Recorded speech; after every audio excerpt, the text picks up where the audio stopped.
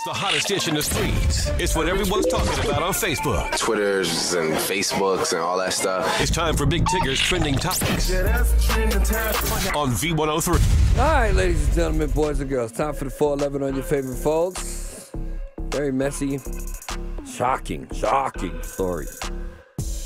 Yesterday we heard about Mystikal being accused of rape.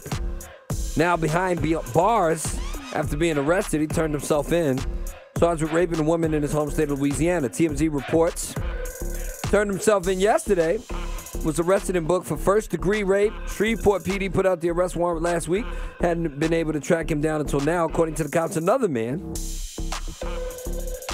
A. Holman, is also charged in connection with the crime. Charges stem from a 2016 incident involving a woman at a casino where Mystikal was performing.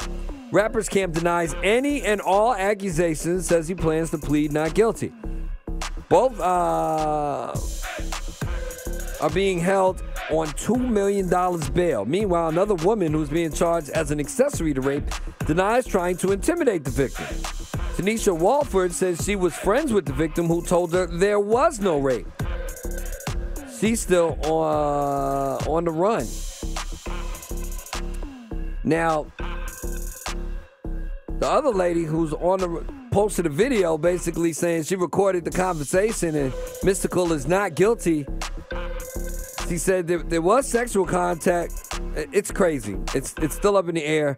It's unclear why she just doesn't turn herself in and explain things, but we'll see what happens. Story developing.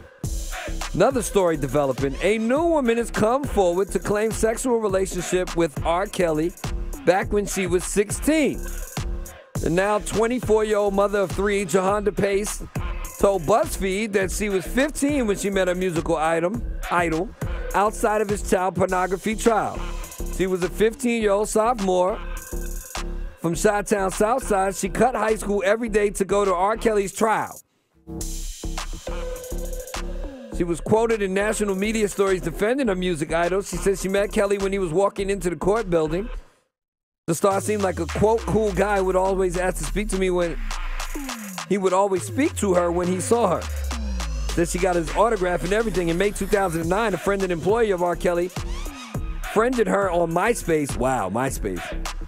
And invited her to a party that Kells was throwing at his mansion in suburban Olympia Fields, she says. Pace, who had just turned 16, says she lied to her parents, telling them she was going to a friend's house.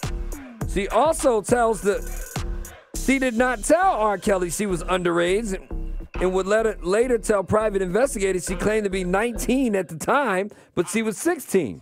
She said she was invited to his house again at a later date, and the two had oral sex. Pace said in interviews and her 2010 polygraph interview, Kelly made his first attempt to ensure that she didn't talk about their sexual relationship by having her write out and sign letters stating that she had stolen jewelry and cash from him and that her parents had set her up to blackmail him. She said on her next visit, R. Kelly gave her an alcoholic drink he called Sex in the Kitchen. There's a song called Sex in the Kitchen. She said she was drunk because she wasn't used to alcohol and they had intercourse. Why she's talking about it now, I'm not quite sure, but she claims that after hearing about the ladies who lived in the house, that she was subjected to the same type of behavioral situations when she stayed at R. Kelly's house on the weekend. She said she ended the relationship in 2010 after they had an argument. When R. Kelly caught her texting a friend, she said, I was slapped and choked and spit on.